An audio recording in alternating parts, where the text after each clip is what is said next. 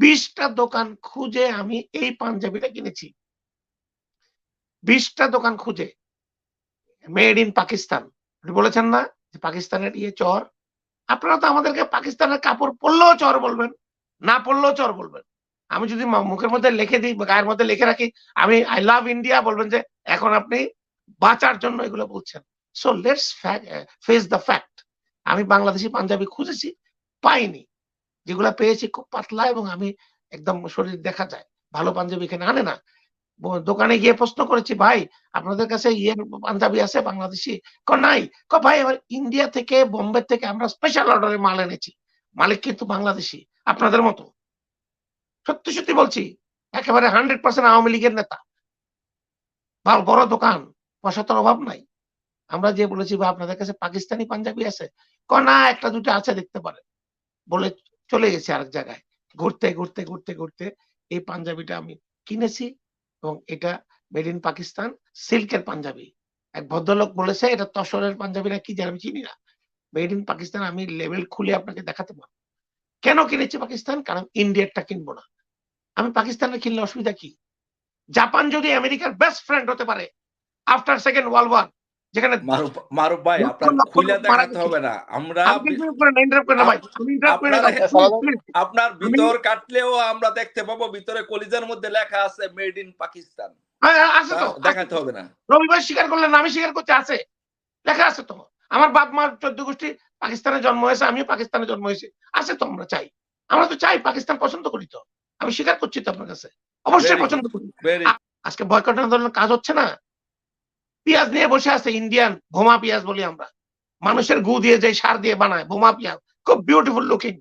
৳৪০ KG banner লাগিয়ে বসে আছে ট্রাক। ৩ ঘন্টায় ২ জন কাস্টমার পায় না। আর বাংলাদেশি পেঁয়াজ এখন এই মুহূর্তে ৬০-৬৫ মানুষ সেটাই তো কিনছে।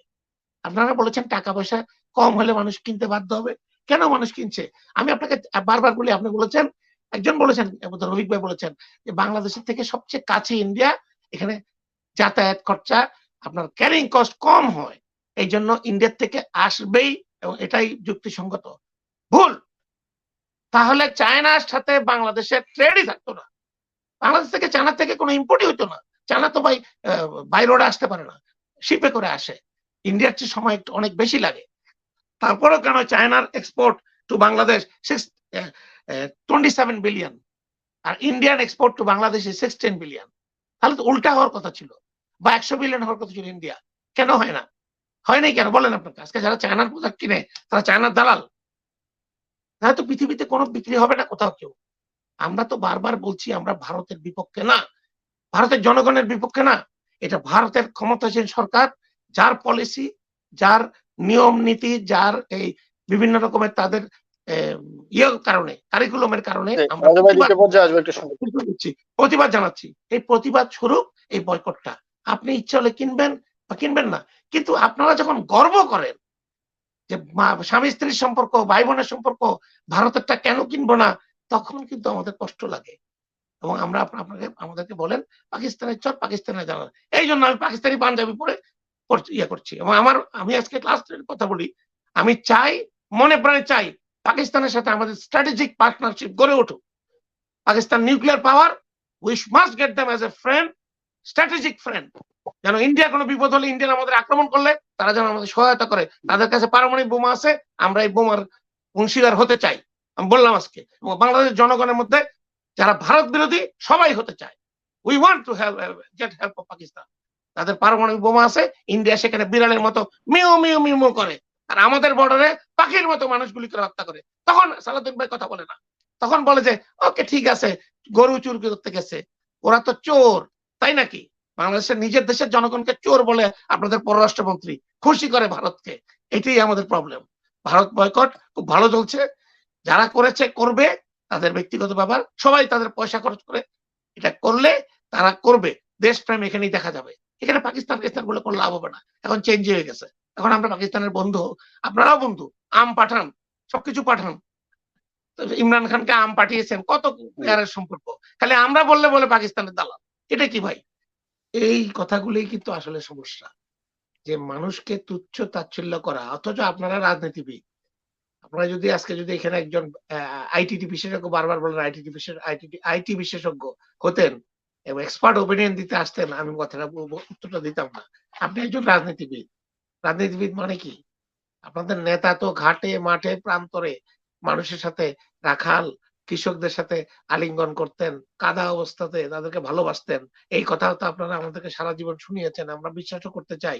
আপনাদের আচরণ এত উদ্ধত্তপূর্ণ কেন? আপনি ভালো করেছেন, আপনার ফ্যামিলি সব IELTS 7, ভেরি গুড।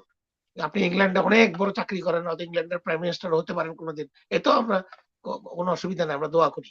কিন্তু আপনি মানুষকে এভাবে করে লেবেলিং করা, এক দর্শক আপনি বললেন শিবির মার্কা প্রশ্ন করেন কেন? এইগুলি হলো প্রবলেম। আজকে বাংলাদেশের বিভাজন আপনারা করেন। আপনাদের কথার বাইরে গেলে, আপনাদেরকে কোনো কিছু অভিযোগ করলেই আপনারা অভিযোগটাকে ডাইরেক্ট ঘুরিয়ে নিয়ে হয় মুক্তিযুদ্ধে নিয়ে যান, অথবা ভারতে নিয়ে যান, অথবা আপনি লন্ডনে নিয়ে যান। কেন? কেন আপনারা ধৈর্য নাই? পারভেজ ভাই এমন তো একজন সিনিয়র লোক, ওনার ধৈর্য থাকতে হবে। দর্শকদের কথা, মানুষের কথা যদি শুনতে চান না, এই জন্যই তো আপনি ইলেকশন করেন না, ইলেকশন বন্ধ করে দিচ্ছেন। কারণ বিরোধী মতামত আপনারা সহ্য করতে পারেন না। যেই ডেমোক্রেসিতে বিরোধী মত নাই, সেটা তো ডেমোক্রেসি না, অটোক্রেসি। দ্যাটস ওয়াই আমরা আপনাদেরকে বলি যে আপনারা অটোক্রেটিক, আপনারা চান না। এটি আপনাদের মেইন প্রবলেম। এটা থেকে বেরিয়ে আসেন ভাই। আপনার চেয়ে অনেক অনেক অনেক উচ্চ ফ্যামিলির ছেলে আমি, আপনি জানেন। কোনোদিন বলি না টক শোতে, বলতে চাই না। জন্ম কোথায় হয়েছে সেটা ইম্পর্টেন্ট না, কর্ম কি করছে এটা ইম্পর্টেন্ট। জন্ম হোক যথাযথ, কর্ম হোক ভালো। আপনি সাকসেসফুল হয়েছেন, এই জন্য ওই ভাইকে আপনি ছোট করলেন। আমাদের কথা ছিল, আমাদের গার্মেন্ট সেক্টরে বিশেষ করে 7 থেকে 8 লক্ষ ভারতীয় কাজ করে। খুব ভালো কথা, আপনি বলেছেন সব জায়গায় করতে পারে। ডকুমেন্টেড কেন করে না? সংসদে দাঁড়িয়ে স্বরাষ্ট্রমন্ত্রী বলেছেন 12,000 ইন্ডিয়ান লোক কাজ করে ডকুমেন্ট অনুযায়ী। কিন্তু আমরা জানি, আপনি জানেন, সবাই জানি যে 8 থেকে 10 লক্ষ লোক কাজ করে এই মুহূর্তে। সেটা ভারতের আছে ম্যাক্সিমাম, শ্রীলঙ্কারও আছে। কেন? কেন তাদেরকে ডকুমেন্টেড করে তাদের কাছ থেকে ট্যাক্স নেওয়ার ব্যবস্থা করেন না? সরকারের কোষাগারেই তো টাকা আসবে, আপনাদের সরকারই তো টাকা পাবে, দেশের উন্নয়নের কাজে লাগবে। সেটাই তো প্রবলেম। কেন তাদেরকে এই জামাই আদর দেওয়া হবে? কেন? আজকে ইম্পর্টেন্ট একটা জিনিস দেখলাম ফেসবুকে, যে ভারতের এক লোক এখানে মধ্যে পোস্ট দিয়েছে, সেগুলো আবার আমাদের এখানেও অনেকে মন্তব্য করে। তারা বয়কট বাংলাদেশ ডাক দিয়েছে, বাংলাদেশের পণ্য বয়কট করুক। আমার খুব ভালো লেগেছে, তাদের জাতীয়তাবোধ গড়ে উঠেছে। কিন্তু আমি একটা প্রশ্ন, এটা তো আপনারা তো চাচ্ছেনই মারুফ ভাই, এটা এই ক্লাসটা তৈরি করতে প্লিজ প্লিজ মারুফ ভাই, আপনারা তো এই ক্লাসটা তৈরি করতে আপনারা এই কথা বলবেন, এরপরে যেন কেউ ক্ষিপ্ত হয়ে ভারতের কেউ যেন এই কথা বলে। আপনারা এইটাই তো আমি আপনাকে, আপনি আমাকে কথা বলতে দিতে হবে ভাই। মনির ভাই, you have to control your thing. Please, শেষ না, আমি এখনো কথা বলিই নাই, বলতে হবে, সময় দিতে হবে একটু।